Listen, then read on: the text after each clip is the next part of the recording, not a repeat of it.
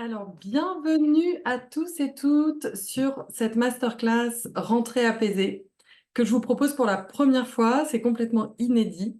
J'espère que ça va vous plaire. Je vois que je suis toute seule en vérité pour le moment. Donc, je vais commencer pour pouvoir tenir mon timing aussi.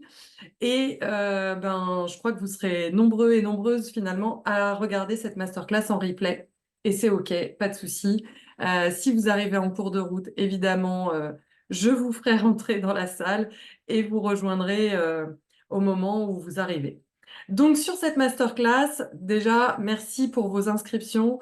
Vraiment, ça me fait super chaud au cœur de savoir que vous êtes si nombreux et nombreuses, et notamment il y a pas mal de parents que j'accompagne déjà ou que j'ai accompagnés en coaching parental. Donc, bienvenue à vous. Il y aura peut-être des choses qu'on aura déjà abordées, mais je pense que vous allez aussi découvrir des nouvelles choses. Donc, c'est parfait comme ça.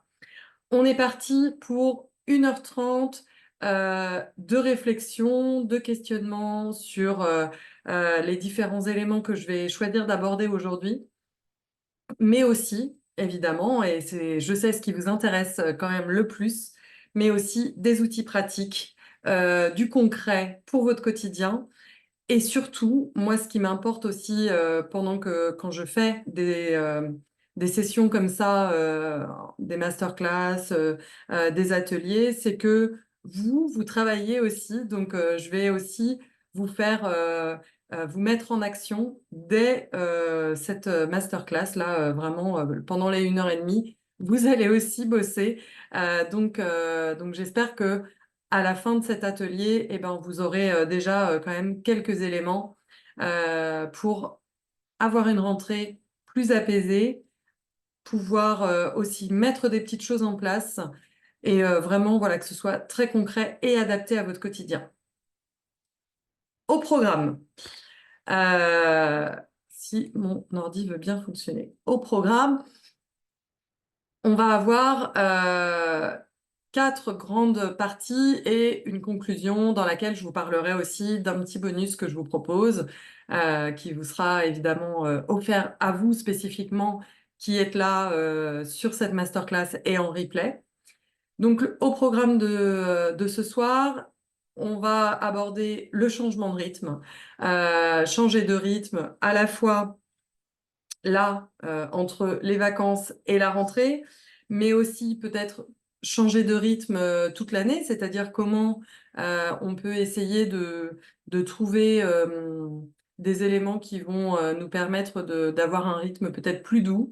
Je vous parlerai tout à l'heure de vos retours lors de l'inscription, mais c'est vraiment, vraiment l'élément phare qui est revenu, c'est la difficulté du rythme pendant qu'on est à l'école. Quand les enfants vont à l'école ou à la crèche ou à la garderie, il y a ce rythme un petit peu effréné là qui occupe, je pense, beaucoup de vos appréhensions. Deuxième partie, ce sera comment gérer les séparations et les retours à la maison le soir.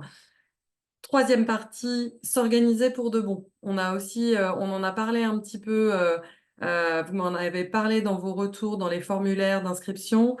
L'organisation, les routines, comment mettre en place une organisation qui tienne le coup dans la durée, qui soit efficace, etc., etc. On va vraiment en parler parce que c'est un sujet, non pas qui me passionne, mais qui me déchire un petit peu, justement. Donc, voilà, je vais vous en parler tout à l'heure.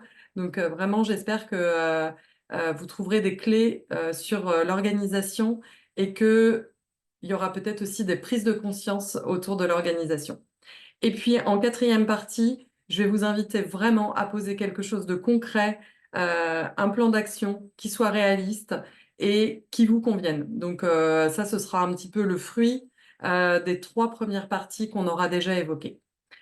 Et puis, on terminera par la conclusion et des petits bonus que j'ai envie de vous offrir pour vous qui vous êtes inscrites et inscrits à cette masterclass. Donc d'abord, avant de commencer, je vous parle un petit peu de qui je suis. Donc je m'appelle Caroline, vous l'avez vu. Pour celles et ceux qui ne me connaissent pas, je suis maman de 3 enfants, 3 garçons, qui ont 7 ans, 11 ans et 15 ans. Donc ça veut dire que moi, aujourd'hui, mes enfants, ils vont rentrer, en CE1, au collège et au lycée. Donc mon aîné, il fait un changement d'orientation, donc il passe du lycée général au lycée professionnel.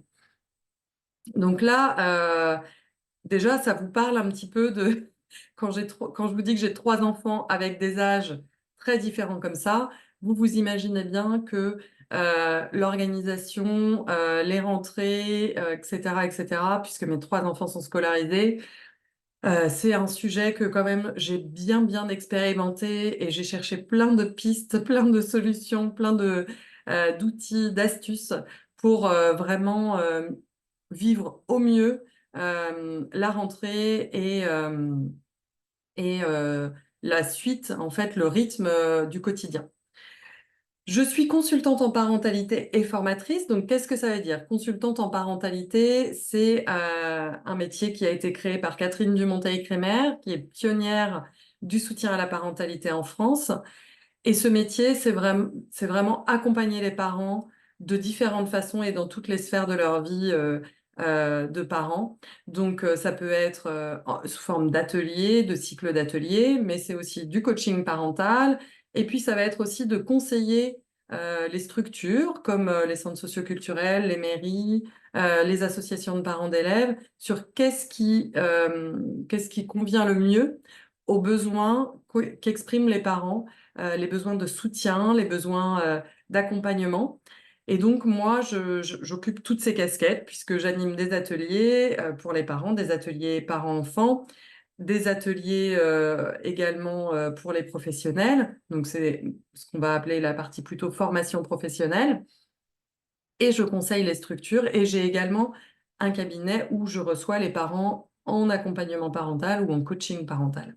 Donc, cette casquette-là, je l'occupe sur les Pays de la Loire, mais plus précisément Loire-Atlantique, Nantes et sa périphérie. Et moi, j'ai un cabinet à la Maison des Colibris qui est situé à Bougnay, dans le 44, pour celles et ceux qui connaissent. Et je suis formatrice donc auprès des professionnels de crèche, de la petite enfance, et puis également auprès des animateurs périscolaires et des ATSEM, par exemple. Je suis également créatrice du Cercle des Audacieuses, qui est un cercle de femmes entrepreneuses, puisque j'ai rencontré énormément d'entrepreneuses depuis que je suis moi-même à mon compte, et j'ai décidé vraiment de faire de nos diversités une force et d'accompagner les entrepreneuses dans vraiment leur posture de chef d'entreprise. Ce que j'aime et ce qui m'anime, c'est la transmission, le lien parent-enfant. Vraiment, c'est quelque chose qui m'a passionnée depuis très longtemps, mais plus précisément quand même depuis que j'ai plongé pardon, dans la parentalité positive avec le réseau Parentalité Créative. Et également, j'adore le sport, j'adore notamment courir, et puis être en pleine nature, le yoga, la danse et jouer en général. J'adore toutes les formes de jeu, donc voilà, c'est quelque chose aussi que je diffuse autour de moi. Voilà un petit peu pour cette présentation rapide. Les mots que j'ai retrouvés vraiment dans vos retours, vous voyez, je vous ai fait un petit nuage de mots. Donc, le rythme, c'est vraiment ce qui arrive en premier. On a aussi beaucoup les pleurs. Alors, les devoirs, c'est quelque chose que j'ai pas choisi d'aborder aujourd'hui, même si j'ai bien senti que c'était quelque chose qui était présent pour vous. Malheureusement, voilà, il fallait que je fasse des choix. Et je trouvais que c'était un peu moins lié à vraiment le début, la rentrée, là, vraiment ce comment on se met en route cette année scolaire. Donc voilà, peut-être ce sera un autre sujet à aborder une autre fois. Mais voilà, je voulais vous montrer un petit peu ce que vous aviez, vous, bah, voilà, transmis comme mot sur le formulaire que je vous ai demandé de compléter. Pour cette masterclass, donc je vous l'ai dit, je vais vous proposer réflexion et questionnement, des ressources et des outils pratiques. Surtout, je vais vous proposer de piocher dans ce qui vous parle et d'exclure tout ce qui ne vous convient pas et de ne pas vous dire qu'il faut que vous remplissiez toutes les cases de tout ce que je propose, que vous soyez d'accord avec tout ce que je dis. C'est pas du tout le sujet. C'est pas du tout ma façon non plus de voir la parentalité. Vraiment, l'idée, c'est que ça vous convienne à vous. Et donc, je vous enverrai les documents, enfin, en tout cas, ce support, ce PowerPoint, je vous l'envoie dès demain et je vous mettrai, les infos éventuellement qu'on aura, abordées. Enfin, si je vous ai transmis, si je vous propose des ressources et des outils, je le noterai pour vous les envoyer dès demain par email, pour que vous puissiez revenir dessus. De même que, le replay partira, demain matin, de bonne heure, voilà, pour que vous puissiez regarder ce replay le plus vite possible parce que la rentrée, ben, c'est vraiment là, tout de suite, maintenant, quoi. Voilà, donc on est parti pour rentrer tout de suite dans le vif du sujet avec la première partie, changer de rythme. Ouais, je vous ai mis cette espèce de tunnel où on a plein de gens voilà, qui sont dans une espèce de speed. Et c'est bien ce que vous m'avez décrit aussi, c'est que le rythme, vous avez vraiment des appréhensions sur ce changement de rythme. Comment on va faire pour reprendre le rythme, reprendre cette course un peu effrénée euh, qui est celle de toute l'année scolaire. Je discutais récemment avec une amie qui me disait qu'elle fonctionnait sous forme de tunnel. Donc le tunnel de la vie, le quotidien, la vie avec le travail, avec l'école, etc. Et le tunnel des vacances où là, elle prenait une grande, grande pause. Et c'est quand même le schéma majoritaire aujourd'hui en France, c'est d'avoir des grands temps de travail et des moments de pause réunis, regroupés sur les vacances scolaires, si on met ça à l'échelle de l'année, mais à l'échelle de la semaine, ça va être sur le week-end. Et ce qu'on constate quand même, c'est que ça peut vite créer quand même une forme d'épuisement. C'est-à-dire qu'on va tenir, tenir, tenir, et puis quand on arrive sur le week-end ou quand on arrive sur les vacances scolaires, ben en fait, on lâche tout et puis on se rend compte à quel point on a accumulé de la fatigue. Et moi, je m'en suis vraiment rendu compte aussi cet été, puisque j'ai eu une année professionnelle assez dense. Et cet été, je me suis rendu compte que j'étais vraiment, vraiment très fatiguée. Donc voilà, ça m'a invitée à faire des changements aussi pour l'année qui arrive. Et ce que je voulais te proposer de faire là, tout de suite, c'est de prendre vraiment 2 minutes, et je vais calculer les 2 minutes. Oui, oui, oui. Je vais prendre ces 2 minutes-là pour que tu réfléchisses à qu'est-ce que tu as aimé dans ce rythme sans école, puisque c'est revenu de nombreuses fois. Voilà, donc juste prendre ce petit temps-là de réflexion. Qu'est-ce qui était voilà, le plus savoureux, le plus appréciable euh, sur le rythme où il n'y avait pas d'école? Voilà, qu'est-ce que tu as aimé faire ou ne pas faire, justement? Donc, je te laisse ces 2 petites minutes là de réflexion et je te propose de les noter. Si tu avais pris un petit cahier ou un carnet, c'est idéal. Euh, et voilà, je te laisse les 2 minutes de réflexion.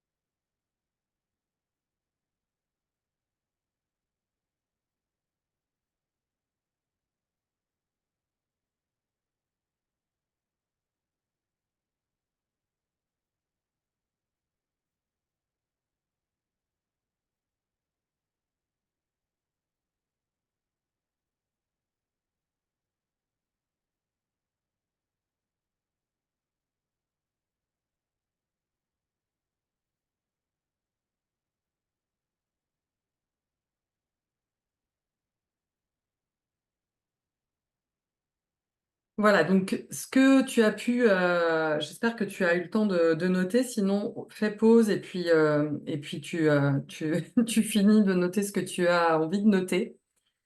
On peut penser à plusieurs choses sur ce qu'on a aimé pendant les vacances scolaires, en général. Ce qu'on aime beaucoup, c'est de ne pas avoir d'horaire, de ne pas avoir à mettre son réveil le matin dans la plupart des cas, sauf si, les enfants vont au centre de loisirs ou, ont un stage ou une activité ou autre. Ne pas courir aussi, ne pas être dans un espèce de rythme qui ne s'arrête jamais, passer du réveil le matin, à, l'école, l'activité ou autre et ensuite revenir à la maison, enchaîner avec les routines du soir et puis vite le coucher et puis on recommence et cetera et cetera et cetera. Ce qu'on a aimé aussi souvent, c'est d'avoir, du temps ensemble, vraiment, mais du temps, pas du temps où on est, sur, le tunnel du soir ou, les routines ou, tout ce qui va être, plutôt de l'ordre de la contrainte, hein, enfin, pour la plupart d'entre nous en tout cas. Faire le ménage, ranger, ses affaires et cetera. Donc ça, on a aimé aussi pouvoir, avoir du temps de autre chose et puis pouvoir justement prendre le temps.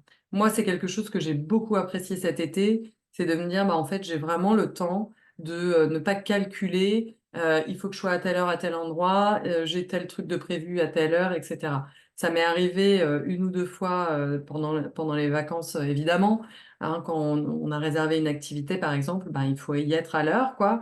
Mais la plupart du temps, il n'y avait pas de voilà, de temporalité exigée et puis de pouvoir, peut-être, faire des choses que tu n'as pas l'habitude de faire avec tes enfants, ou en tout cas, sur le reste de l'année.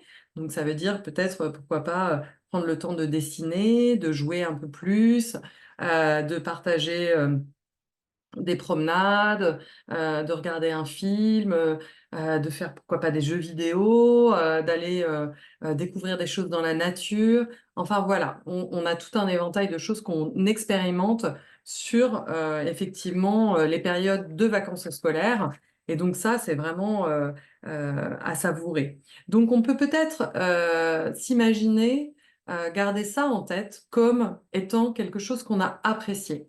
Et du coup, venir peut-être l'ancrer, un peu plus souvent dans notre quotidien. Donc évidemment, là, on va voir plein d'autres choses et du coup, je vais vous en reparler de comment on peut se rappeler de ça. Mais je trouve que c'est important déjà d'en prendre conscience. Qu'est-ce qui fait que, peut-être ça a mieux fonctionné entre nous et notre enfant pendant les vacances?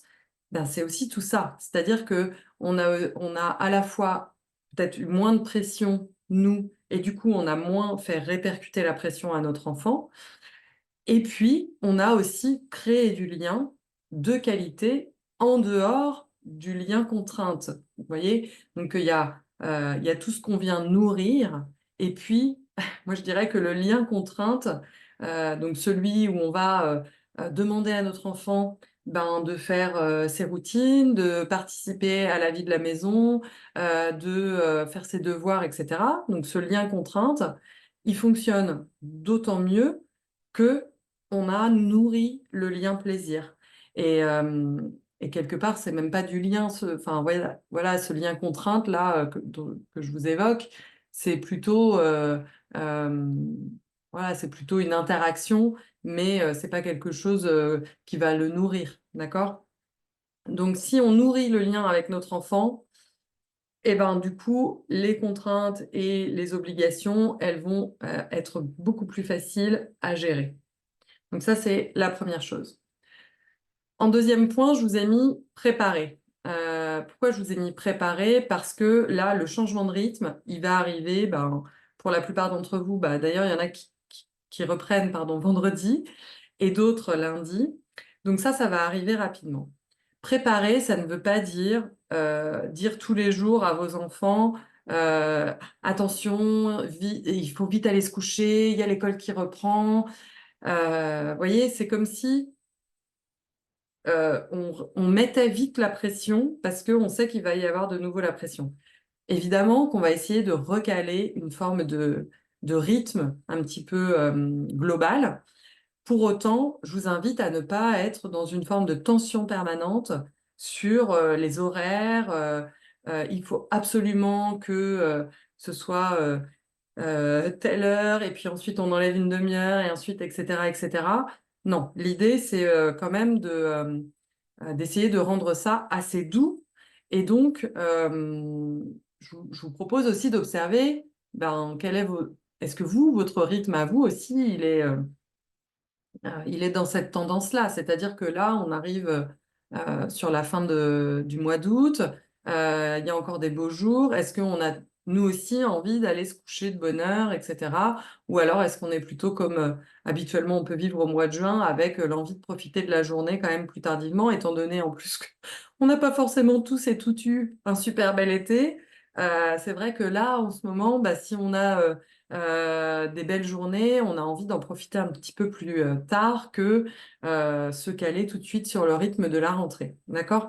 Donc essayez de ne pas vous faire un énorme focus sur les horaires de coucher, par exemple, et vite, vite réveiller tout le monde très tôt le matin parce qu'il va falloir qu'ils se recalent pour lundi, d'accord? Donc voilà, ça, je pense que c'est plutôt une invitation à une forme de lâcher prise, même s'il ne s'agit pas de se coucher peut-être à 2 heures du mat, mais en tout cas, accepter que, voilà, on va pas réussir à caler nos enfants pile poil comme on voudrait. C'est pas des robots, c'est pas parce que, on a fait un beau plan de, réduction du temps du temps, de présence le soir que ça va, fonctionner, par miracle, d'accord? Donc voilà, on garde ça en tête. On va aussi essayer de ne pas charger les premières semaines, de reprise là, donc une fois que la rentrée sera en place, essayez de pas vous mettre des gros week-ends, vraiment des soirées chargées, à la fois, pour votre enfant, mais aussi pour vous. C'est-à-dire qu'idéalement, essayez peut-être d'alléger vos fins de semaine, enfin vos semaines tout court, vos fins de journée, je voulais dire. Essayez de vous rendre assez disponible finalement pour, que cette transition justement, ce changement de rythme se fasse aussi en douceur. Pourquoi? Parce que comme je vous l'ai dit juste avant, on a nourri le lien, beaucoup avec notre enfant, on a été peut-être beaucoup plus présent pour notre enfant et là, ce changement de rythme, à la fois il est difficile pour nous parce qu'on sent que ça va peut-être nous challenger, mais notre enfant, il va aussi beaucoup moins nous voir, beaucoup moins profiter de nous. Il va y avoir plus de contraintes puisqu'il y aura, soit l'école, soit le collège, soit le mode de garde de votre enfant, donc qui représente quand même beaucoup plus de contraintes qu'une vie de vacances avec ses parents ou ses grands-parents. Donc cette transition, il faut qu'elle soit accompagnée par, continuer de nourrir ce lien, de nourrir le plaisir, la joie en famille, et donc remplir son réservoir affectif. Donc remplir son réservoir affectif, ça veut dire vraiment se recharger, se ressourcer de choses qui nous font du bien, qui nous donnent de la joie, qui nous apaisent, qui nous, remettent en lien, qui nous connectent à nous-mêmes, d'accord? Donc notre réservoir affectif, à nous parents, mais aussi celui de notre enfant, il peut se remplir vraiment avec, des temps de connexion, avec les autres, mais aussi des choses juste pour soi. Et puis, il se vide, très rapidement avec les contrariétés, les contraintes, les obligations, les conflits, voilà, les peurs et cetera. Donc vous voyez que c'est vraiment une période hyper propice à un vidage de réservoir affectif très rapide. La rentrée, c'est vraiment, un moment où notre réservoir affectif, il peut vite se vider, donc il faut avoir le réflexe de le remplir. Donc là, je voudrais que vous preniez 3 minutes, pour penser à, allez, je dirais 1 à 3 choses, 1 à 3 temps, que vous pouvez prendre dans, la semaine de la rentrée. Vraiment, là, on va faire un focus sur cette semaine-là, la semaine, de la rentrée. 1 à 3 moments que vous pouvez vivre avec votre enfant, vraiment un temps de qualité, un temps, de plaisir, de joie, où vous allez poser votre téléphone peut-être, où vous allez, être vraiment disponible, entièrement là pour votre enfant. Qu'est-ce que vous pouvez caler dans votre agenda pour nourrir le lien et remplir le réservoir affectif de votre enfant et le vôtre? Inspirez-vous de ce que vous avez vécu pendant vos vacances, s'il y a eu des bons moments, et je suppose qu'il y en a eu, même si il n'y a pas que ça, j'en ai bien conscience, mais je pense qu'il y en a eu, tout de même. Donc essayez de penser à ça là, on se laisse vraiment 3 minutes.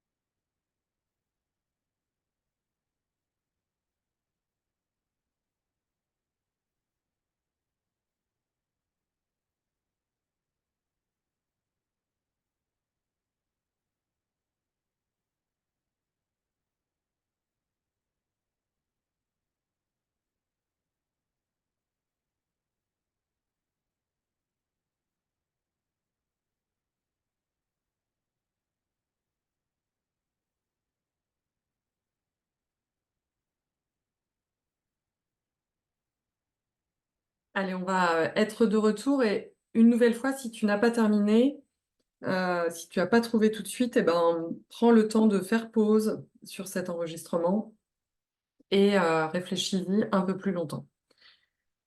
Le dernier point que je voudrais aborder dans cette partie, c'est comment on peut faire durer justement, cette envie de ne plus avoir le même rythme effréné que peut-être toutes les autres années. Je t'invite là aussi à prendre un moment, sur qu'est-ce que ce serait un rythme idéal pour toi et tes enfants au quotidien? Chaque jour, chaque semaine, chaque mois de l'année scolaire, et pas juste la pause des vacances.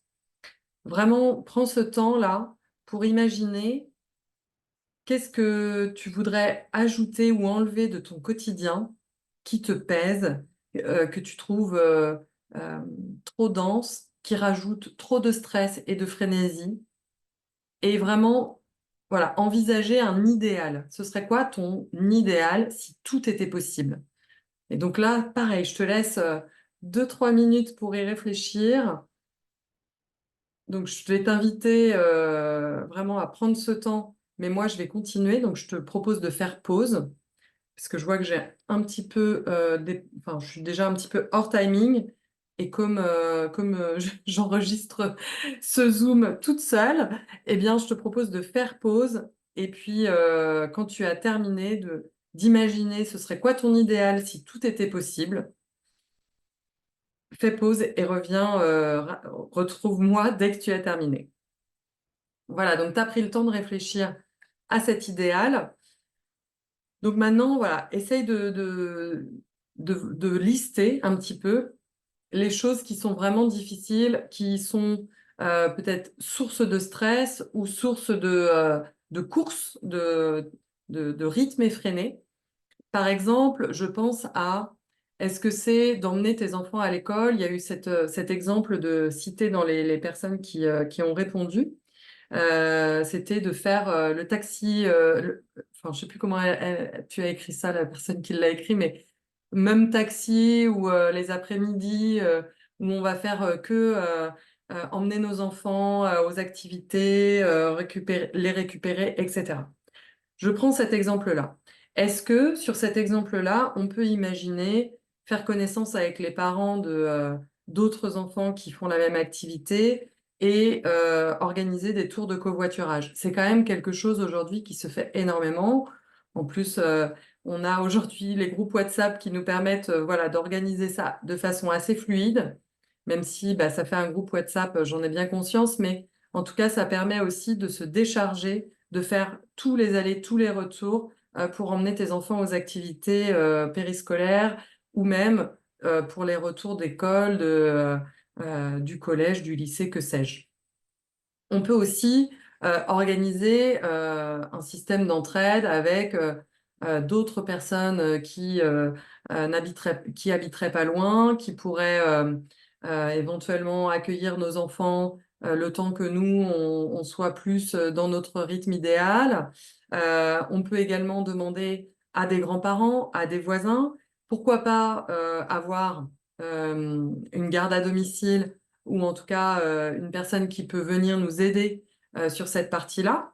Je vous donne l'information, si vous ne l'avez pas, qu'il y a des aides de la CAF qui existent pour notamment les gardes à domicile si l'un de vos enfants a moins de 6 ans et que vous avez au minimum, je crois, 16 heures de garde par mois, et ben, vous avez vraiment un coût horaire qui est vraiment ridicule. Donc n'hésitez pas à faire appel aussi à ces aides pour justement vous accompagner dans un changement de rythme, d'accord?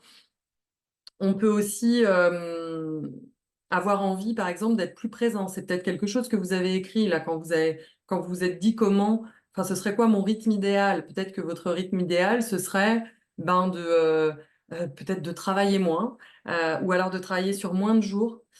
Eh bien, pourquoi ne pas oser, par exemple, si vous êtes salarié, pourquoi ne pas oser demander? Soit demander un aménagement de vos horaires de travail, soit demander à faire du télétravail, soit demander à avoir un congé parental si vous êtes encore dans la possibilité d'avoir un congé parental à temps partiel.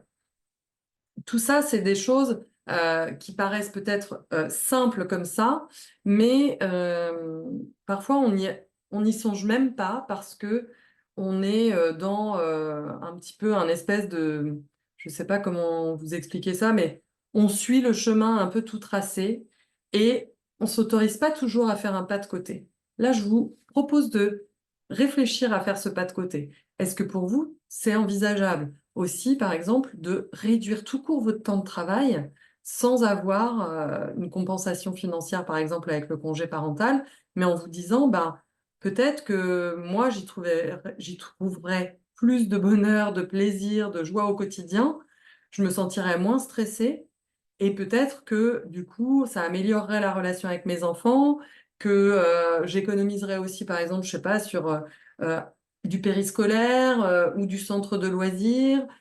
Voilà, et même sans cet aspect financier, parfois, c'est aussi des choix que l'on fait pour plus de légèreté au quotidien, un rythme plus doux, un rythme qui nous convienne mieux. Donc, pensez à ça.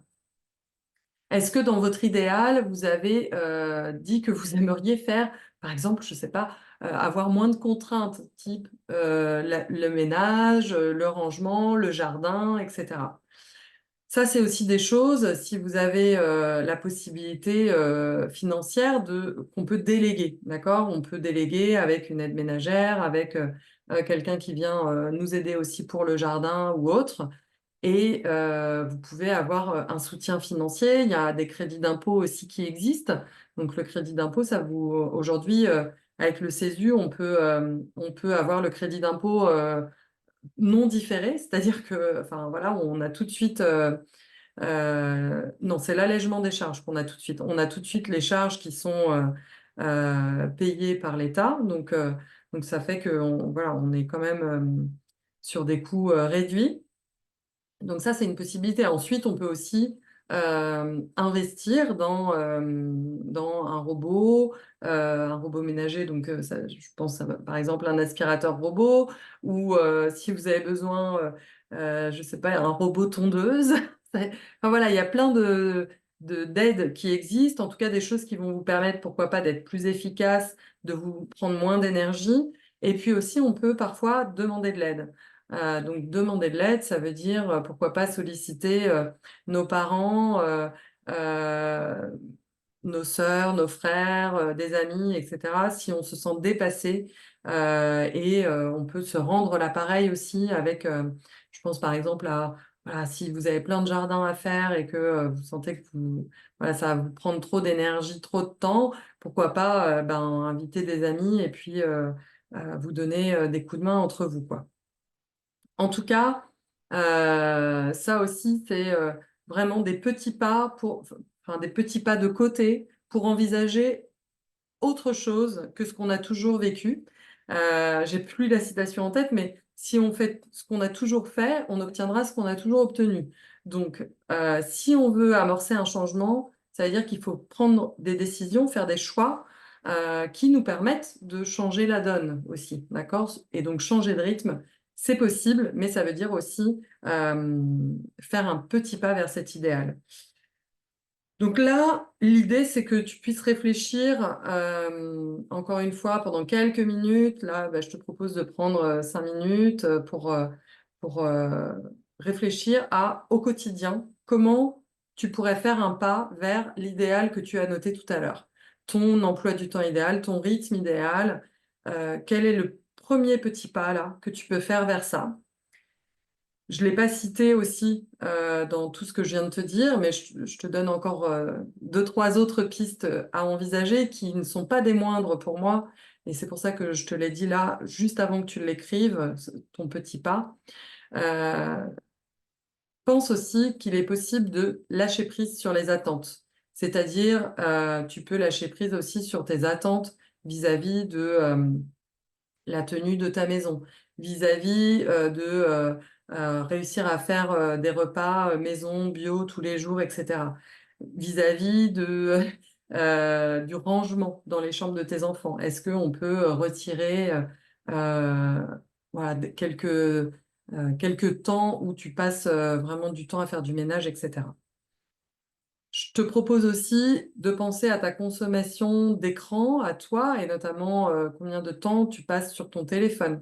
Est-ce que ça peut venir alléger ton quotidien et ton rythme aussi, d'enlever par exemple, je sais pas, le scrollage du soir, et du coup te permettre plutôt d'être dans quelque chose de plus doux en rythme, où tu profites, parce que mine de rien, passer beaucoup de temps sur son téléphone, ça nous met aussi dans une forme voilà, de tension un petit peu. Est-ce que tu peux retirer des contraintes, des obligations? Voilà, des choses que, je sais pas, par exemple, tu es investi dans 3, 4, 5 associations. Est-ce qu'il y a des associations, voilà, où tu te dis, ben, peut-être que cette année, je vais moins m'investir ou je vais carrément partir de l'association pour avoir plus de temps de qualité à la maison, au calme avec les enfants? Et puis, est-ce qu'on peut alléger l'emploi du temps? Est-ce qu'on peut, par exemple, imaginer recevoir peut-être moins souvent à la maison des personnes? Ou alors, se dire que plutôt que de recevoir à la maison avec tout ce que ça engendre comme charge de travail, ben, du coup, on va peut-être, se rejoindre quelque part avec des amis et plutôt, voilà, dans un lieu, neutre qui permet que, voilà, ce ne soit pas que ça ne rajoute pas de charge à l'une ou l'autre des familles. Voilà, ça, ce sont plein de pistes que tu peux envisager. Donc, je te laisse les 5 minutes pour répondre à quel est ton premier petit pas vers le rythme idéal pour toi et tes enfants. Et je te propose de faire pause pendant que tu réfléchis à ça.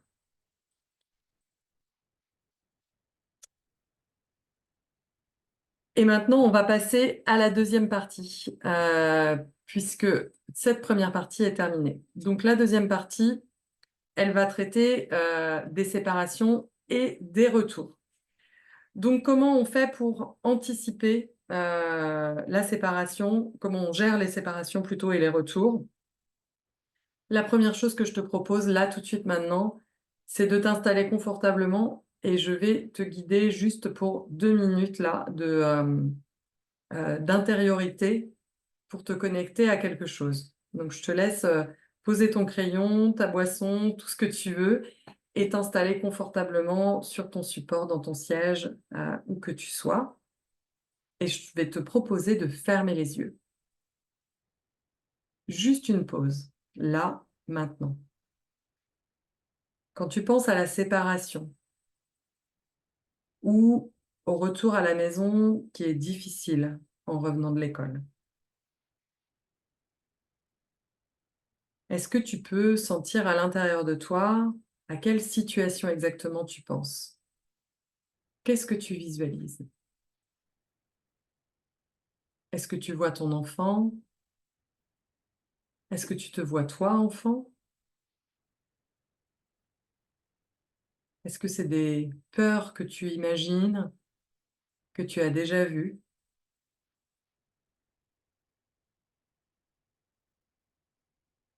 Que ressens-tu à l'intérieur de ton corps? Est-ce que tu sens que ça serre quelque part, que tu as de l'émotion, peut-être les larmes qui montent,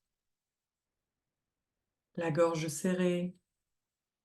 Ou alors est-ce que c'est plutôt les poings qui se serrent, les mâchoires qui se crispent?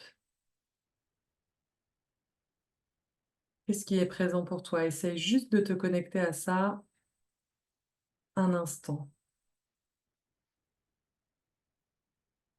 Et si tu y arrives, peut-être que tu peux sentir quelle émotion est derrière tout ça. Quelle émotion et à quelle partie de ton histoire peut-être cette séparation et ce retour à la maison te ramène? Est-ce qu'il s'agit de quelque chose que tu as vécu toi-même ou avec l'un de tes enfants déjà? Des crises de larmes qui t'évoquent peut-être une expérience précédente? Est-ce que c'est un épisode concernant par exemple la peur de rentrer faire les devoirs à la maison parce que c'était des sources de conflit? Est-ce que tu as peur de la séparation? Essaye de sentir ce qui est présent pour toi là maintenant.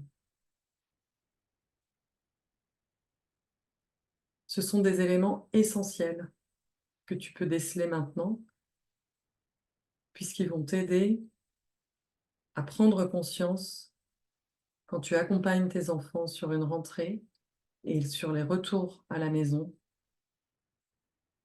de, du lien avec ton histoire, avec tes propres blessures. Et je t'invite juste à garder ça comme un éclairage sur pourquoi c'est si difficile.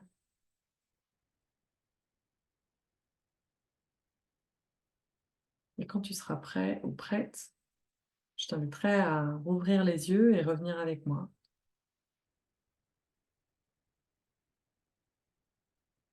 Les séparations d'avec nos enfants, du tout petit au plus grand, ça peut vraiment réactiver des choses difficiles de notre histoire. Soit un parent qui n'a pas été toujours là toute notre vie, par exemple, d'enfant, un divorce, le départ d'un de nos parents, le deuil aussi, peut-être un parent qui est décédé pendant notre enfance ou notre adolescence. Ça peut être aussi l'émergence de notre histoire, des conflits qu'on a pu avoir, par exemple, ou bien peut-être une forme de solitude quand on rentrait à la maison, qu'il y avait peut-être personne qui était là pour nous accueillir, pour prendre soin de nous. Ou bien, effectivement, ça peut être aussi cette peur en rentrant à la maison de devoir affronter les conflits avec nos parents pour les devoirs. Pensez que tous ces éléments-là ont un rôle essentiel dans ce que vous vivez au quotidien avec vos enfants. C'est vraiment, ça fait partie de ce qui peut être difficile pour vous au quotidien et de pourquoi c'est vraiment une source d'appréhension très forte. Donc maintenant, comment on peut anticiper la séparation, pardon. Comment on anticipe la séparation avec nos enfants? Donc là, je parle quand même plutôt des enfants un peu plus jeunes. Donc plutôt, je dirais, ça peut aller de la crèche au primaire. Voilà, il y a des enfants pour qui c'est difficile et puis même le début du collège, ça peut aussi être le cas des enfants qui vont avoir de la difficulté, à se séparer. Donc on va déjà pouvoir, anticiper, en amont avec, pourquoi pas, de la lecture. On va leur parler de ce qui va se passer aussi, hein. Donc ben voilà, dans 3 jours, tu te rappelles, on retourne à l'école. On va l'expliquer très simplement, pas pendant 3 heures, pas, dans le détail et cetera, mais on peut, tout à fait, mimer aussi certains éléments que je trouve, voilà, ça peut faire rire nos enfants aussi. Ah bah tiens, comment on va faire quand on va rentrer dans la classe, etc. Ça peut les amener aussi à se rappeler un petit peu s'ils ont déjà vécu ça. Euh, voilà, ce qu'on fait, évidemment, vous ajustez selon l'âge de vos enfants. Si vous faites ça avec un collégien, il va pas trouver ça drôle du tout. Donc voilà, donc ça, on peut tout à fait préparer, mimer. On peut aussi aller voir de nouveau l'école, même si c'est une école qu'ils connaissent bien, on peut se déplacer jusqu'à l'école, aller en faire le tour, leur demander par exemple si vous avez une visibilité sur la cour ou les fenêtres des classes, dire ah bah tiens, t'étais où l'année dernière, etc. Ou si c'est une nouvelle école, ben s'imaginer, tiens là ça se trouve ça doit être ça, etc. Vous voyez, juste être en lien autour du lieu où vos enfants vont aller faire leur rentrée. Et puis, si c'est des enfants plus grands ou même pas plus grands, mais qui ont un transport en commun à prendre, eh ben, on va peut-être refaire le trajet ou faire le trajet pour la première fois avec eux, histoire de vraiment identifier comment on fait pour aller jusqu'à l'école, jusqu'au collège, jusqu'au lycée, etc., etc. Voilà, donc ensuite, moi je trouve que ça peut être intéressant aussi de voir des enfants qu'on sait qu'ils vont aller à l'école, à la même école que les nôtres. Donc on peut les voir là pour un goûter ou juste enfin, voilà, prendre un petit temps de jeu avec eux dans les jours qui précèdent la rentrée pour voilà, remettre un petit peu de confort sur, tiens, je vais retrouver cette personne-là quand je me serai séparée de papa et maman. Je sais qu'il y a un visage connu quand même voilà, quand je vais rentrer à l'école. Voilà un petit peu comment on peut s'y préparer. Ensuite, le gros sujet des séparations, des retours à la maison, ça va être comment accompagner les émotions. Si vous êtes accompagné par moi, vous le savez, l'accompagnement des émotions, c'est vraiment un élément phare. Et la journée de la rentrée, mais aussi les suivantes, c'est un moment vraiment crucial sur l'accompagnement émotionnel. Enfin, vraiment, la rentrée, c'est un moment où on a besoin de savoir accompagner les émotions et les accueillir pleinement euh, pour que nos enfants se sentent d'autant plus en sécurité.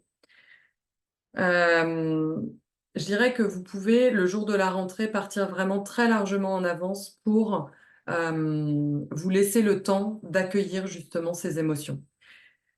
Si vous êtes en retard et que vous êtes en plus derrière pressé pour aller travailler, ça va être extrêmement compliqué d'accueillir vraiment l'émotion de vos enfants euh, entre voilà, l'arrivée rapide à l'école et puis le moment où vous devez partir. La séparation, elle va être très difficile. Donc ça va être compliqué. Donc, du coup, l'idée, c'est quand même de se dire, il faut que j'ai du temps. Il faut que j'ai du temps pour accueillir les pleurs. Les pleurs de vos enfants sont tout à fait normaux, d'accord? J'espère que qu'aucun enseignant ne vous dira que ce n'est pas normal ou oh bah il faut être grand, etc. Je vous invite vraiment à ancrer en vous que c'est normal, à vous en convaincre là maintenant avec moi et à vous dire que si jamais quelqu'un vous fait une remarque sur le fait que votre enfant pleure, alors ça arrive rarement le jour de la rentrée, quoique en primaire ça peut arriver. En maternelle, il y a plutôt quand même de la tolérance, mais ensuite en primaire, il y en a beaucoup moins. Donc, même en primaire, c'est normal si un enfant pleure, d'accord? Donc, on peut tout à fait prendre le temps d'accueillir cette émotion qui est présente. Et si toutefois vous avez des remarques, je vous invite à euh, essayer voilà, de dire que euh, ça vous semble tout à fait normal à vous que votre enfant ait de la difficulté à se séparer là, le jour de la rentrée ou parce que c'est la reprise de l'école, donc pour les semaines à venir, quoi. d'accord? N'hésitez pas à prendre votre enfant dans les bras, à accueillir ses pleurs. Comment on accueille des pleurs? Ben, juste en étant là, en ayant beaucoup d'empathie, en se disant que votre enfant, là, si il pleure ou que même il va jusqu'à crier, etc., dites-vous bien que c'est parce que c'est très difficile pour lui et que c'est vraiment la seule et unique raison. C'est certainement pas parce qu'il a calculé qu'il voulait euh, rester à la maison, que vous alliez pas travailler. Non, c'est parce que là, lui, ce qu'il voit, c'est que c'est très difficile pour lui et il est lui-même débordé par ses émotions. Donc, nous, adultes, notre rôle dans cette situation-là, quand notre enfant est débordé par ses émotions, notre rôle, c'est un rôle de co-régulateur. Les enfants ne peuvent pas se réguler eux-mêmes jusqu'à très tard, l'âge adulte souvent. Donc, ils ont besoin d'avoir des co-régulateurs. Et les co-régulateurs, c'est nous les adultes. Donc, si nous, quand notre enfant est en pleurs ou fait une colère, on se met à paniquer ou être en colère, eh bien, on n'aide pas la régulation. Donc, la crise va continuer, la colère, les pleurs vont se prolonger jusqu'à temps que notre enfant sente que la sécurité, elle est chez nous et qu'il peut s'en servir pour s'apaiser progressivement. D'accord? Donc, vraiment, essayez de vous équiper, vous, avant d'aller faire ce moment de la séparation en vous disant, OK, là, je mets ma veste d'adulte avec un cerveau mature et je suis co-régulateur de mon enfant. D'accord? Donc, on va effectivement peut-être, nous, avoir des émotions. Sur le moment, quand on accompagne les émotions de nos enfants, on va essayer de les mettre un tout petit peu de côté pour y revenir après. D'accord? Mais on va d'abord être en lien avec notre enfant. On va essayer de rester autant que possible avec notre enfant pour qu'il puisse vraiment avoir le plus d'accompagnement possible. Dites-vous bien qu'une fois que vous êtes parti, même si des fois il y a un renfort de personnel, euh, chaque enfant n'est pas accompagné individuellement et c'est pas possible pour le personnel, hein. Ça, c'est pas une question de personne, c'est une question d'institution et que voilà, on n'est pas malheureusement l'école ne fournit pas suffisamment de ressources humaines pour que on puisse accompagner chaque enfant de la meilleure façon possible. Donc on va essayer de rester le plus longtemps possible. Donc prévoyez un petit peu de marge aussi sur votre rentrée. Ensuite, je vous invite à ne pas éviter le au revoir avec votre enfant, à, euh, à éviter en revanche, si c'est possible, je dis bien si c'est possible, je sais que c'est pas toujours possible, à éviter qu'on vous prenne et qu'on vous attrape les enfants des bras. Euh, voilà, si vous êtes là depuis avant la rentrée, enfin avant l'horaire, que vous êtes resté jusqu'au bout du bout, que voilà, vous faites un peu sortir de la classe et que il faut que, voilà, que vous vous détachiez. Bon, parfois, on n'arrive pas à faire autrement. Mais si vous le sentez, vous pouvez dire, écoutez, là, je sens qu'il a encore besoin ou qu'elle a encore besoin. Je voudrais rester jusqu'à ce que ce soit OK pour lui ou elle, d'accord? Si vous le sentez. Si vous le sentez pas, faites au mieux, d'accord? Mais c'est une possibilité. Dites-vous bien que c'est possible, d'accord? Par contre.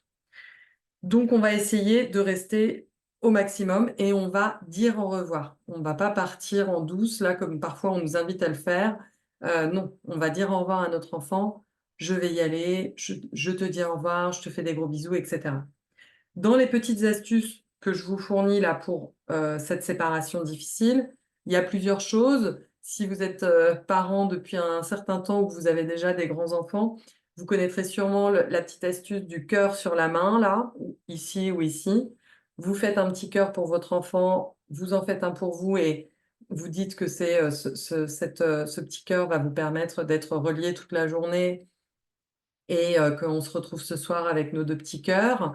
Ça peut être aussi de lui donner un petit objet totem pour que l'enfant s'y rattache la journée s'il a besoin. Évidemment, pour les plus jeunes, les doudous, les tétines, les objets qu'on appelle objets de transition sont tous les bienvenus. Normalement, on vous les refuse pas jusqu'à un certain âge. Et donc le soir, par contre, je vais vraiment vous inviter à être très présent et disponible pour, pouvoir gérer aussi les, décharges émotionnelles du soir. Ah oui, j'ai oublié quelque chose sur le départ, le matin.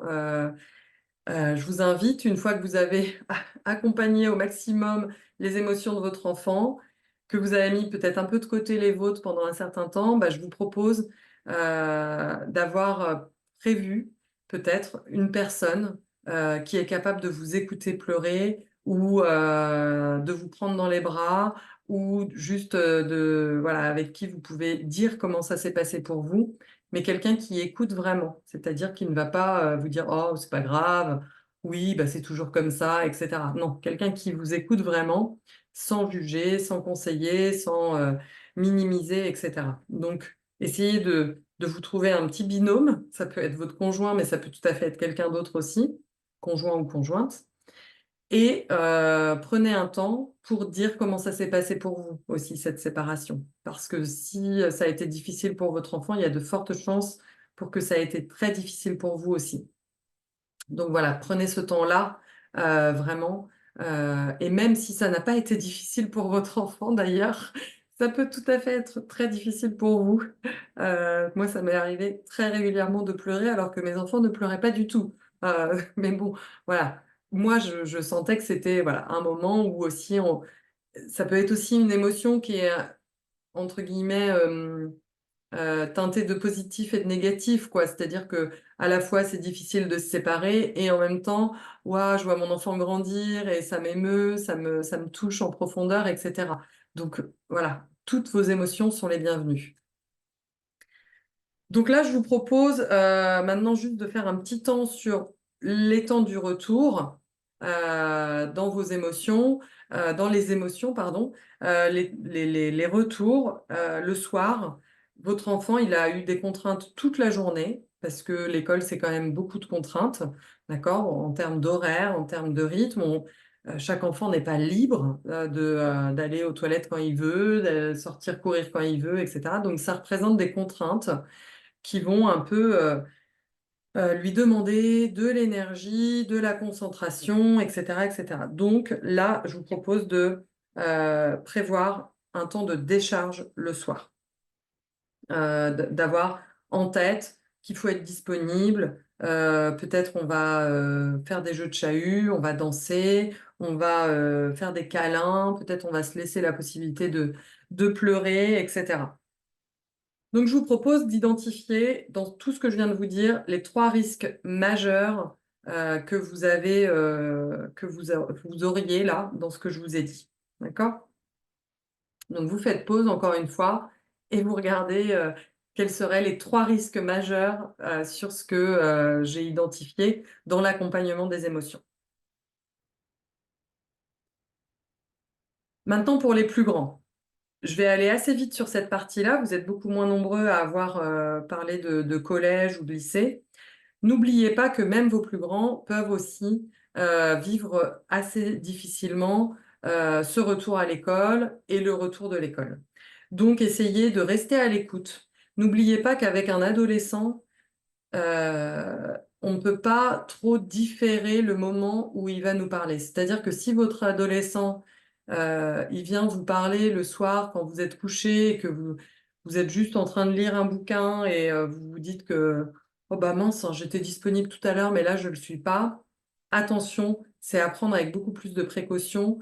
Un adolescent, quand il sent que c'est le bon moment pour lui de parler, idéalement, on va se rendre disponible pour, accueillir, ce qu'il a à nous dire parce que s'il a choisi ce moment-là, c'est que c'est là où il s'en sent capable et c'est là où il est capable de s'ouvrir, de prendre le temps avec vous. Donc essayez de vous rendre quand même disponible quand votre ado vient vous parler. N'oubliez pas que les adolescents ont encore besoin de contacts physiques affectueux, donc ça va pas être peut-être des grandes effusions comme avec les plus jeunes, mais ils ont besoin peut-être d'une main sur l'épaule, d'une caresse dans les cheveux, d'un massage des pieds, de se faire couper les cheveux par nous, voilà, de leur faire un masque pour le visage, et cetera. Essayez de trouver le moyen de rester en lien et en contact avec votre ado. Et puis, j'ai envie de vous dire que dans tout ça, il y a aussi vos propres besoins. Et vos propres besoins, ils sont essentiels. Pourquoi? Parce que c'est comme dans l'avion, si vous avez déjà pris l'avion, vous verrez cette image quand on nous dit qu'il faut mettre le masque à oxygène, c'est d'abord on se met le masque à oxygène à nous pour pouvoir le mettre à notre enfant. Si nous, on n'a pas mis notre masque à oxygène, ça va être très difficile de le mettre pour notre enfant parce qu'on peut, nous, ne plus pouvoir respirer du tout. Donc, nos propres besoins, ils ont aussi évidemment une importance fondamentale dans cette rentrée. Essayez de prendre un temps pour vous dire, ben, voilà, de quoi moi je vais avoir besoin sur cette période de la rentrée pour justement ne pas retourner la tête dans le guidon et ne plus avoir d'espace pour vivre ce que j'ai à vivre en termes d'émotions, pour ne plus prendre en compte mes propres besoins. Donc, prends un moment là pour voir comment tu vas prendre soin de toi pendant cette période de rentrée. Est-ce que c'est prendre des petits temps pour toi, ne serait-ce qu'aller marcher, un petit quart d'heure le matin, faire une pause dans ta voiture avant de récupérer tes enfants, écouter, une musique, tranquillement, avant de retourner à la maison. Est-ce que tu peux dire non à certaines choses? Je trouve que prendre en compte ses besoins, c'est aussi savoir s'affirmer et savoir dire non. Et du coup, à la rentrée, parfois on a beaucoup de sollicitations, sur plein de sujets différents. Et ben, peut-être que voilà, il y a des choses qu'on peut, décaler dans le temps ou tout simplement dire: «Ben, non, là je suis pas disponible, je vais passer pour cette fois». Donc n'hésite pas à, identifier là, faire une petite pause, un arrêt sur image encore une fois et identifier ce qui serait juste pour toi dans cette rentrée. Quels seraient, tes propres besoins? Comment tu vas prendre soin de toi sur cette période-là? Je continue avec la troisième partie, s'organiser pour de bon. Je l'ai appelé comme ça. Heu Et j'ai envie de te poser cette question. À ton avis, est-ce que c'est possible de s'organiser pour de bon? Genre, j'ai une organisation, elle est rodée, ça va, marcher à tous les coups. Je vous ai mis, un bout d'une super belle image, comme on peut en trouver partout sur les réseaux sociaux, sur Pinterest, sur tout ce que tu veux. Hem Et j'ai envie de te proposer de casser les mythes. Les maisons, toutes bien rangées, où, rien ne dépasse, les enfants rangent au fur et à mesure et cetera. Honnêtement, si ça existe, il y en a pas des masses, il y en a pas des foules. Hem, Est-ce que c'est possible? Oui, je pense que c'est possible, mais à quel prix? C'est ça que j'ai envie de poser comme question. À quel prix? Quel est, quel est le pendant de ça? Quelle est aussi la pression qu'on se met sur les épaules pour que tout soit tout le temps nickel? Et moi, je pense qu'une organisation, elle est valable pour un temps donné et qu'elle a besoin de bouger tout le temps. Et que si c'est notre enfant aussi qui, apprend à prendre soin de ses propres besoins, et bien, c'est peut-être pas ce que nous, on a imaginé. Je trouve qu'une organisation, elle doit correspondre à notre famille, mais pas seulement à ce que moi, adulte, j'imagine pour ma famille. Ce que mon enfant imagine pour lui-même, ce que mon conjoint ou ma conjointe imagine pour lui ou elle-même et ce que moi, j'ai envie pour moi. Donc ça veut dire que, ben, ce sera pas pareil partout. Ce sera pas tout le temps pareil, que ça va bouger aussi avec l'évolution de nos enfants. Dernièrement, d'ailleurs, j'étais en train de me poser, la question de: «Est-ce que mon fils voulait vraiment un bureau dans sa chambre?» puisque moi, j'ai mis des bureaux dans les chambres de mes enfants, un peu, parce que voilà, encore une fois, c'est le chemin, voilà, qu'on nous a présenté. Est-ce que vraiment mon fils veut un bureau dans sa chambre? Je ne suis pas sûre et je me suis dit: «Tiens, Je vais lui poser la question pour la rentrée, là, justement. Est-ce qu'il veut un bureau dans sa chambre? Parce qu'en fin de compte, même si il a besoin de faire ses devoirs, il peut tout à fait les faire dans le salon. Et d'ailleurs, ce sera très probablement ce qui se passera. Donc, une organisation, ça se construit avec les personnes concernées et non pas à la place des personnes concernées, à mon sens. Donc, voilà, j'ai envie juste qu'on se dise, voilà, qu'est-ce que nous, on s'imagine être un truc, enfin, une super bonne organisation. Qu'est-ce que ce serait pour toi une super bonne organisation? Est-ce que ça veut dire que tes enfants, ils rangent tout au fur et à mesure? Est-ce que ça veut dire que c'est des enfants qui sont très obéissants, qui ont des super routines, qui font tout bien comme on leur demande? Et dans ce cas-là, je mets juste une petite alerte sur attention, est-ce que du coup là, notre attente, elle n'est pas que notre enfant soit un enfant un peu modèle, parfait, bon élève, etc. Est-ce que c'est que ce soit juste simple pour nous au quotidien? Et dans ce cas-là, ben, il y a déjà beaucoup de choses à faire, je pense, beaucoup de leviers d'action qui vont nous concerner que nous, les adultes, sans qu'on ait besoin d'impacter forcément nos enfants. Donc voilà, c'est une piste de réflexion que je t'invite à avoir. Voilà, si tu regardes ce replay avec ton conjoint ou ta conjointe, peut-être que vous pouvez prendre un temps pour en discuter, ou toi, tu peux y réfléchir tout seul ou toute seule. Euh, Les routines. Donc là, je vous ai mis les routines. La priorité, c'est le lien. J'ai parlé récemment des routines sur Instagram et j'ai eu un nombre de réponses très important. Et je crois que je crois qu'il y avait 78% des répondants qui disaient que ils s'entêtaient à vouloir mettre en place des routines, mais que c'était très compliqué. Et il y en avait une grande partie aussi qui disaient qu'ils avaient carrément laissé tomber les routines. Alors, mon opinion sur les routines, elle est pas très tranchée. Elle est un peu enfin, elle est très claire pour moi, mais il y a deux aspects. Pour moi, les routines, euh, c'est un accessoire, c'est un outil. C'est un petit truc en plus, d'accord, qui doit soutenir, qui doit aider, mais qui n'est pas le fondement de comment on accompagne les enfants au quotidien. Il faut pas que, enfin, il faut pas. Idéalement, je trouve que une routine, elle doit servir et non pas desservir. D'accord? Euh, Par exemple, dans les routines, il peut y avoir parfois cette envie que nos enfants euh, aient vraiment un truc hyper calé sur... enfin, moi, j'ai fait ça aussi, hein, je vous rassure tout de suite. Mais par exemple, bon, alors la routine du soir, euh, on fait les devoirs, enfin, on prend le goûter, on fait les devoirs, on va se laver, on met le couvert, etc., etc.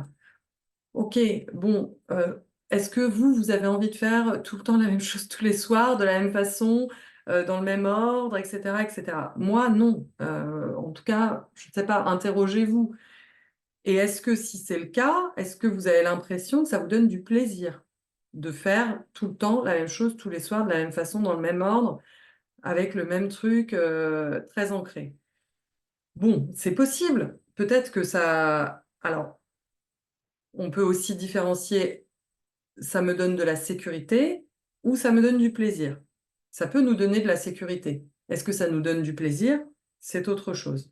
Si ça vous donne de la sécurité, eh ben, on peut se poser la question de, euh, voilà, qu'est-ce qui fait que j'ai besoin de ça? Donc ça, c'est quelque chose qu'on peut travailler par ailleurs, soit en coaching parental, soit en thérapie, mais c'est à creuser à mon sens.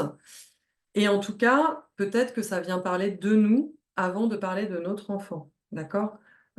Si on sent qu'on a besoin que tout soit très calé tout le temps, peut-être que ça vient parler de nous. Si on sent que notre enfant a besoin de ça, eh bien dans ce cas-là, effectivement, ça peut être un appui, d'accord? Mais quand je vous dis que la priorité, c'est le lien, c'est que avant de penser à ce que notre enfant respecte des routines, je vous invite à penser, est-ce que j'ai nourri suffisamment le lien avec mon enfant? Est-ce que j'ai autre chose le soir quand mon enfant rentre de l'école ou quand moi je rentre du travail? Est-ce que j'ai autre chose que prendre le bain ou la douche, mettre son pyjama, faire ci, faire ça, et cetera? Est-ce qu'il y a un temps de jeu? Est-ce qu'il y a un temps de connexion? Est-ce qu'il y a un temps de partage? Est-ce qu'il y a autre chose? Et quand je parle de partage, j'essaye de penser partage en dehors du moment du repas aussi, parce que souvent, c'est ce que vous citez comme moment de partage.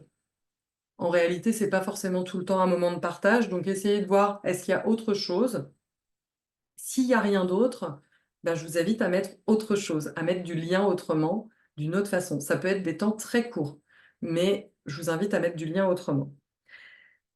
Et une routine, c'est d'abord un adulte qui la tient. C'est-à-dire que, moi, c'est notamment une des raisons pour lesquelles on a très peu de routine à la maison, c'est que nous, les adultes de cette maison, on n'aime pas trop ça et on a du mal à s'y tenir, d'accord?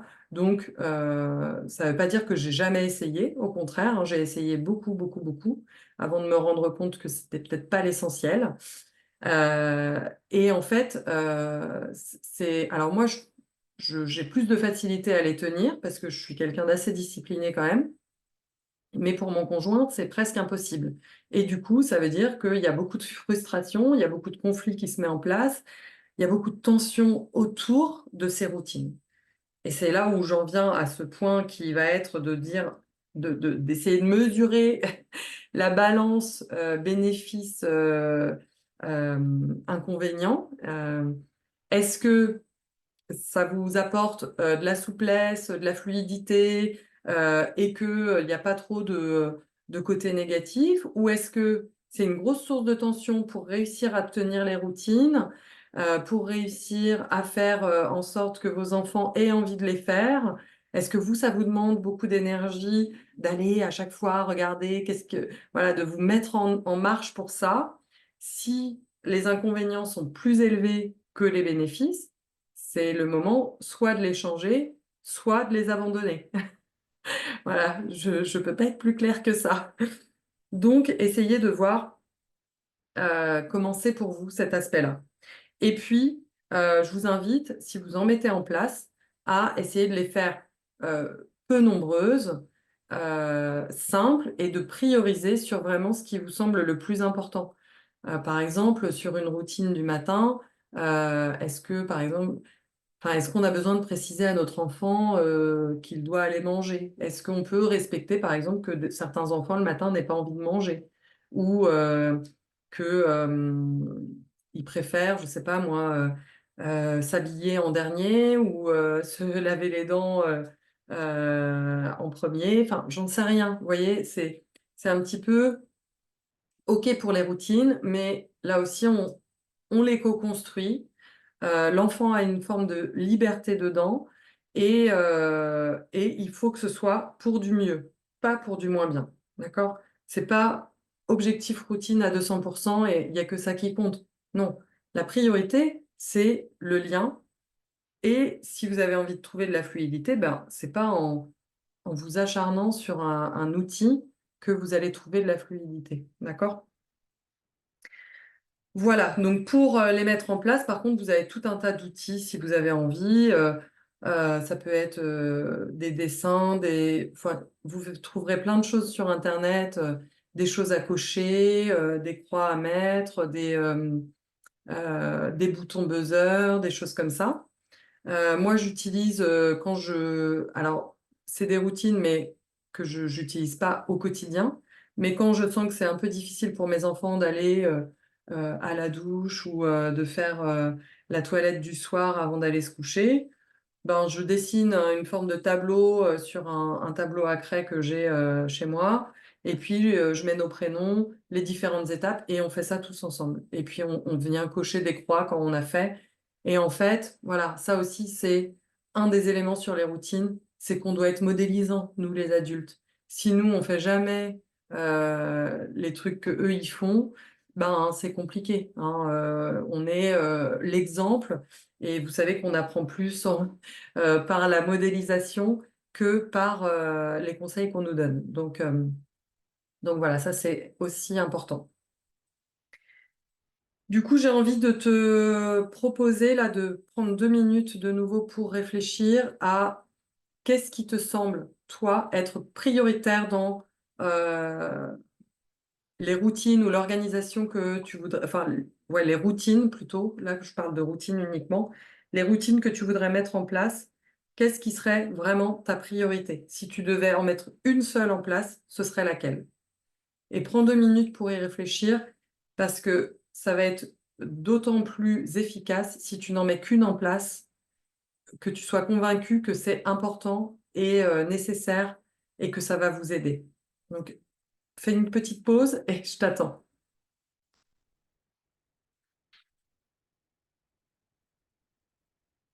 Et puis, je vais terminer avec l'organisation. Une bonne organisation, c'est une organisation qui te correspond à toi seulement.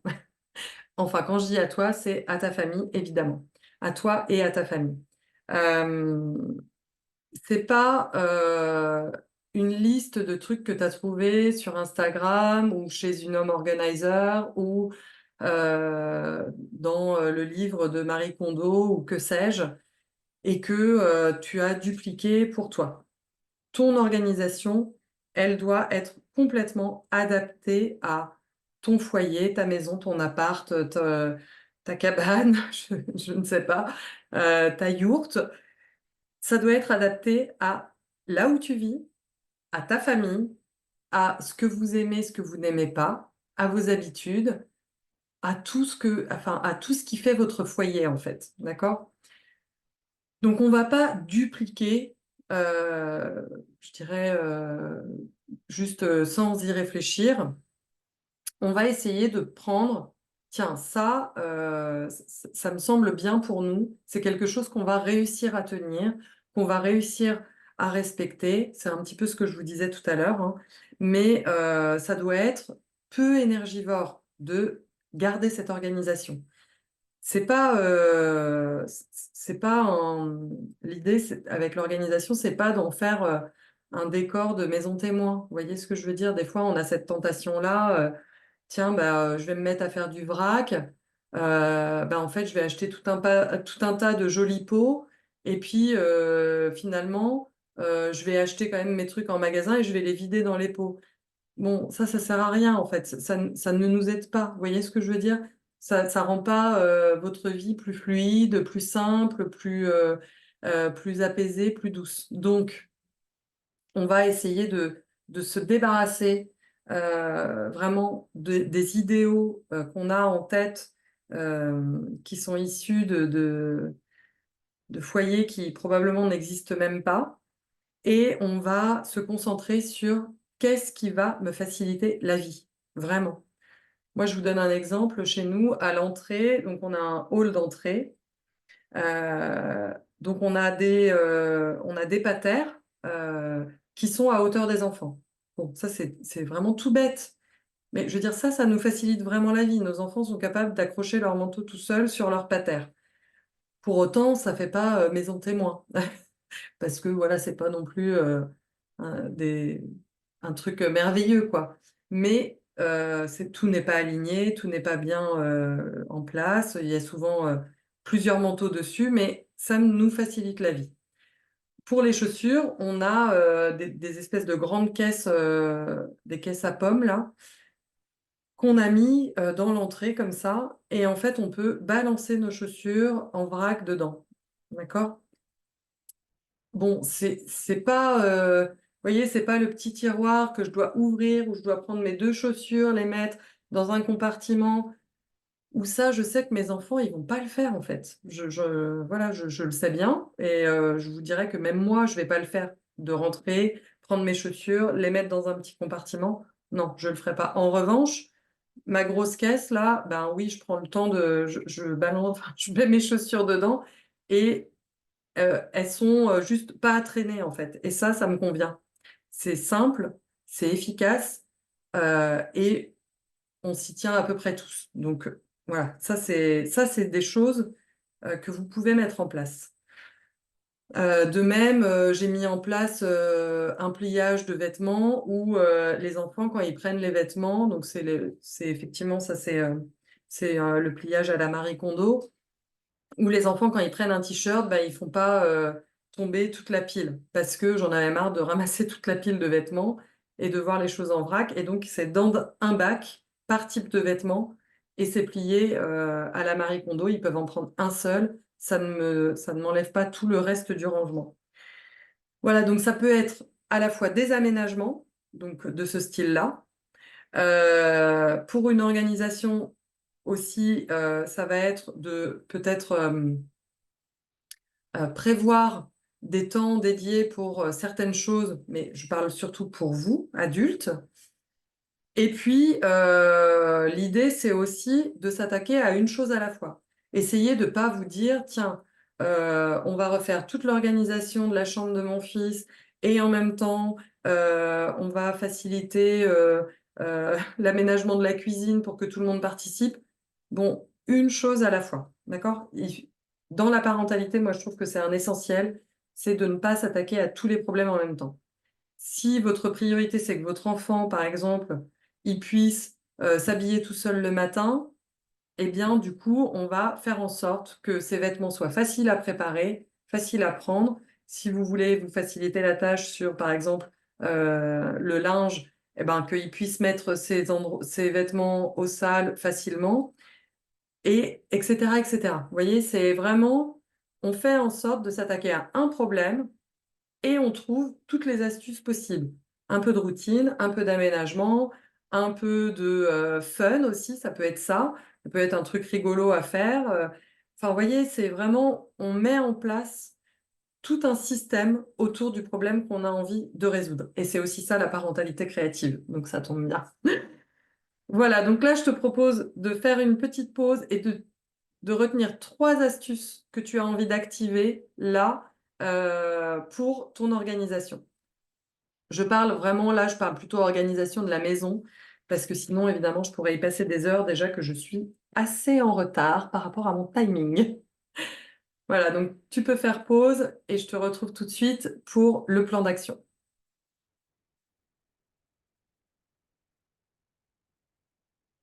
4e et dernière partie, créer son plan d'action réaliste. Je te propose là de t'arrêter, faire un arrêt sur image et je vais t'envoyer, demain matin, donc toi, quand tu regarderas, tu auras déjà le fichier joint. Je t'envoie ton plan d'action réaliste, à mettre en place pour passer une rentrée apaisée. Qu'est-ce que tu peux faire d'ici la fin de la semaine par rapport à tout ce qu'on s'est dit déjà? Qu'est-ce que tu peux mettre en place pour, préparer cette rentrée? Pour la semaine de la rentrée, quels sont tes choix et tes décisions pour avoir plus de temps, pour avoir, peut-être mis en place une routine, une organisation, pour avoir, quelqu'un qui va venir t'aider à prendre soin de tes émotions, pour, te rendre plus disponible pour ton enfant. Tout ce qu'on a vu pendant toute cette masterclass, tu le remasterises là, tu le condenses et tu me dis ce que tu fais pour la semaine de la rentrée. Et sur le mois de septembre, qu'est-ce que globalement tu choisis de mettre en place? Et je te propose, si tu le souhaites, de m'envoyer ton plan d'action par mail pour me dire: «Voilà ce que j'ai prévu, qu'est-ce que tu en penses? Est-ce que ça te semble réaliste?» Si on se connaît, j'aurai déjà des pistes pour te dire, «Ben, voilà, ça va être, effectivement bien efficace pour toi» et cetera. Si on ne se connaît pas, dis-moi quelques mots à propos de ta composition familiale et j'essaierai de te soutenir dans cette mise en place de ton plan d'action. Et pour aller plus loin, j'ai envie de te proposer cette offre de coaching de rentrée.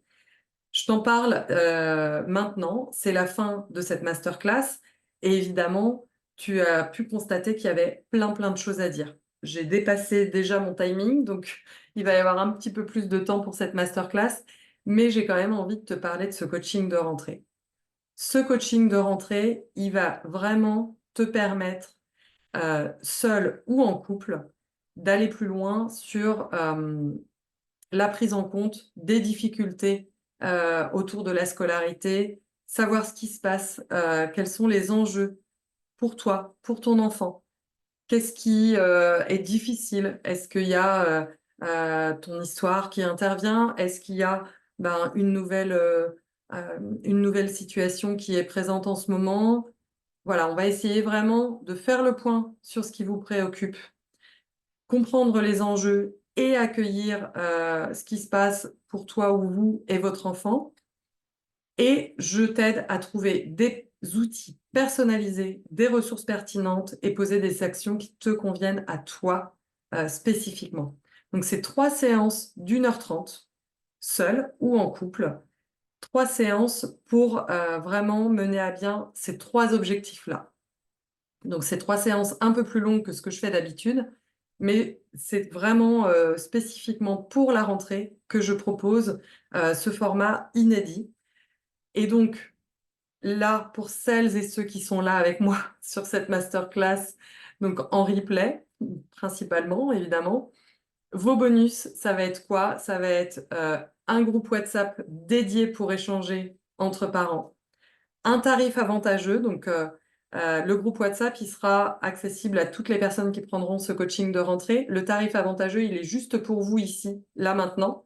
Donc, si vous me contactez après avoir regardé ce replay, et ma présence sur le groupe en dehors de vos séances. C'est-à-dire que non seulement vous avez un groupe WhatsApp dédié avec d'autres parents où vous pouvez partager vos difficultés, mais en plus sur ce groupe, je viens, moi, vous donner mon regard, vous donner du soutien, un avis et vous orienter, si besoin, sur qu'est-ce que vous pourriez faire ou ne pas faire.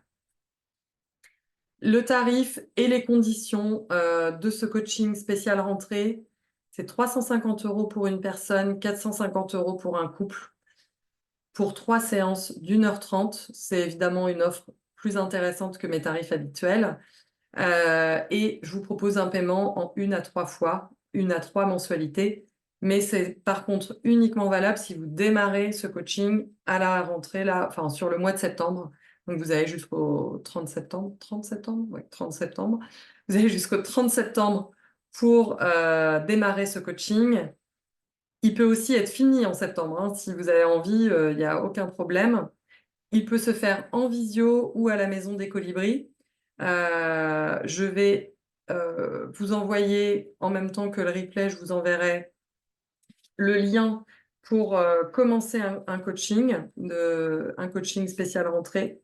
Donc, je vais me noter ça. Donc, je vous envoie le lien pour ce coaching spécial rentrée et je vous demande voilà, vraiment de me dire ce qui vous convient en termes de mensualité. Et on commence dès que possible, en fait, tout simplement. Je mettrai des créneaux en plus pour de la visio en dehors de mes disponibilités à la Maison des Colibris pour celles et ceux qui ont envie d'aller un peu plus vite et d'avoir vraiment un accompagnement très présent là, dès la rentrée, pour aussi anticiper toute l'année scolaire. Parce que je sais que la scolarité de vos enfants, c'est vraiment un enjeu fort. Il se passe énormément de choses pendant les scolarités de nos enfants. Voilà, je vous assure que je passe par là aussi. Je ne vous dis pas le nombre de fois où j'ai été convoquée à l'école, que je suis sortie en larmes des rendez-vous avec les directeurs, avec les maîtresses, avec les profs, les proviseurs, le nombre de fois où j'ai dû m'affirmer pour réussir à prendre position pour mon enfant et ne pas accepter vraiment le sort qui lui était réservé à l'école. Vraiment, je sais à quel point il y a un enjeu fort autour de la scolarité. Et honnêtement, je crois vraiment que c'est des moments où on est tellement dans une forte sensibilité parce que l'école, quand même, pour la plupart d'entre nous, il y a eu des moments difficiles. Il y a eu des passages où ça a pu nous chahuter, où on a pu être mis à mal, que ce soit par le corps enseignant, mais aussi juste par le fait d'aller à l'école et d'être contraint par ce cadre très serré.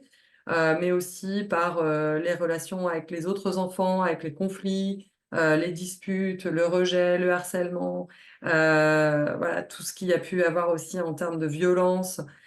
Vraiment, c'est un sujet très, très, très sensible pour l'enfant qu'on a été.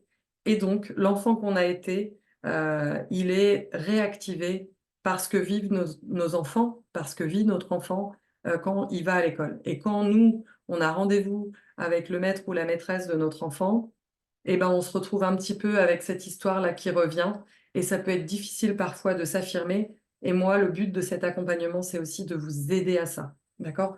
De vous aider à prendre position, à savoir dire non avec respect, avec empathie, savoir poser des limites, savoir défendre votre enfant, quoi qu'il arrive, parce que votre enfant, il va être de plus en plus serein et confiant s'il sent que son parent est toujours là. Même si vous n'êtes pas d'accord avec son comportement. C'est pas l'objectif de valider les comportements, c'est l'objectif de savoir qu'on est là quand même. D'accord?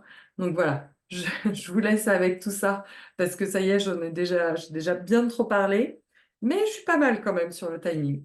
Vraiment, je vous remercie pour votre attention, même si pour l'instant il n'y a personne. Mais si vous êtes arrivé jusque-là, je vous remercie. Et je vous souhaite une belle rentrée à toutes et tous. Et voilà, je vous envoie ce replay, moi, demain matin. Mais vraiment, n'hésitez pas à me contacter, à prendre rendez-vous et surtout à utiliser et à réutiliser ce replay pour mettre en place un plan d'action pour cette rentrée qui soit pertinent et qui colle à qui vous êtes et ce que vous avez envie pour votre famille et vos enfants. Voilà, je vous souhaite une bonne soirée et je vous dis à bientôt.